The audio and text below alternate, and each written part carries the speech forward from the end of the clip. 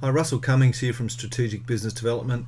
Just wanted to take you through a simple tool that I use. It was developed by the guys at First Executive Recruiting in Melbourne. Well worth having a look at. And it's called a role profile, and what I like about it is it's a really simple tool to help you map out, I guess, the key elements of a role. You can go on from this and build a position description, a more detailed position description.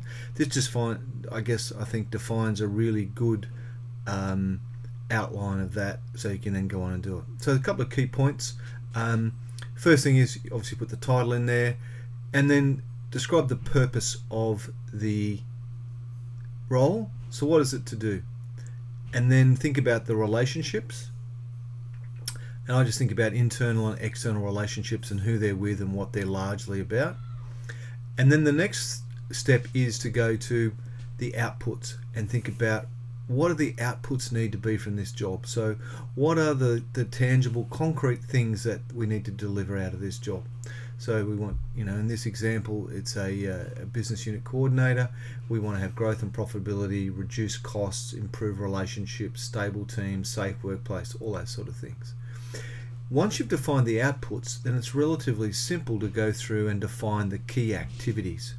And so what I tend to do is go look at them and just come up with those, I guess, those headings that you can see there that says, reporting and financial management and planning and that sort of stuff.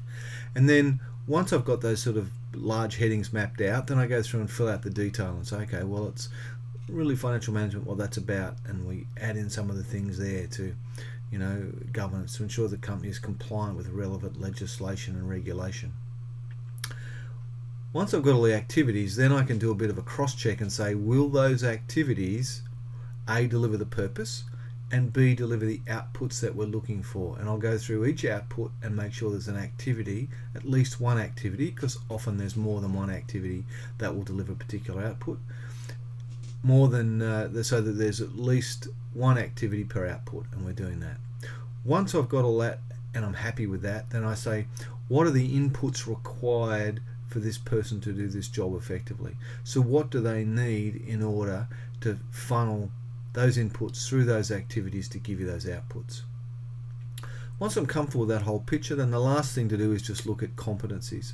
So what are the key competencies required in order to complete this role?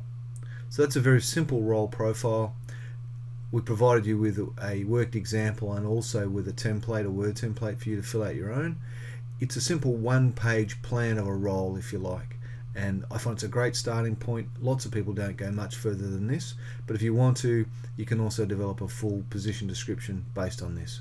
So that's the role profile. Talk to you again soon.